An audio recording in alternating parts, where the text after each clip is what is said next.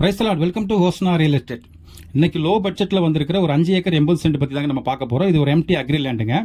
இது எங்கே லொக்கேட் ஆயிருக்குன்னா கோயம்புத்தூர் டிஸ்ட்ரிக்டில் Palladam to Pollachi bypass road பேஸ்லேருந்து காட்டம்பட்டிங்கிற பகுதியிலேருந்து கரெக்டாக ஒரு 1.5 கிலோமீட்டர் டிஸ்டன்ஸில் நம்ம வந்தோம் அப்படின்னாலே நம்ம அந்த இடத்துக்கு வந்துடலாங்க. இது ஒரு எம்டி லேண்டு தான். இது ஒரு ரேட் வாய்ஸாக பார்த்தீங்கன்னா ரொம்ப கம்மியாக வந்திருக்கு. இப்போ நம்ம அந்த இடத்துக்கு வந்துகிட்டு இருக்கோம்.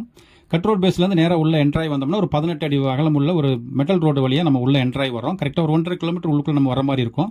ஸோ இப்போ நம்ம அந்த இடத்துக்கு வந்துட்டோங்க. இதுக்கு பக்கத்தில் பார்த்தீங்கன்னா காயர் மில்ஸ் எல்லாம் இருக்குது. இந்த வழியாக தான் லாரி போக்குவரத்தில் இருக்குது. மெட்டல் ரோடு நல்லா ஸ்ட்ராங்காகவே அவங்க வச்சிருக்காங்க. இந்த இடம் வந்து கொஞ்சம் பராமரிப்பு குறைவாக இருக்கிறத நீங்கள் பார்க்கலாம். இதுதாங்க இந்த இடம்.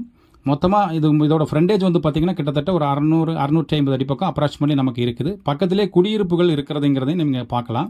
இதெல்லாமே பார்த்தீங்கன்னா அந்த காயர் மில், அதாவது நம்ம இடத்துக்கு ஆப்போசிட் அந்த ரோட்டுக்கு அந்த சைடு இருக்கிறதா இப்போ நம்ம ஃபோக்கஸ் பண்ணி காட்டுறோம். இப்போ நம்ம அந்த இடத்துக்குள்ளே நின்று நம்ம அந்த இடத்த நம்ம இப்போ ஃபோக்கஸ் பண்ணி காட்டுறேங்க. ஃபுல்லாக வந்து பார்த்தீங்கன்னா செடி கொடிகள் மண்டி கிடக்குது. பராமரிப்பு இல்லை, அவங்க விவசாயம் எதுவும் பண்ணாமல் இது எம்டியாக வச்சுருக்கிறாங்க.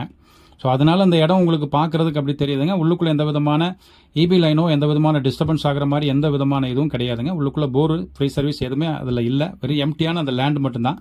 ஸோ உங்களுக்கு கட் ரோட் பேஸில் இருந்தோ அதுவும் காட்டம்பட்டியிலேருந்து ரொம்ப பக்கமாகவே ஒரு கம்மி பட்ஜெட்டில் பக்கத்துலேயே காயர் மில்லும் இருக்குது. போக்குவரத்துக்கு உண்டான வழித்தடங்களும் தெளிவாக இருக்குது. அதனால் கம்மி பட்ஜெட்டில் நீங்கள் வாங்கலாம் அப்படின்னு யோசனை பண்ணீங்க அப்படின்னா தாராளமாக நீங்கள் இந்த இடத்த விசிட் பண்ணலாங்க.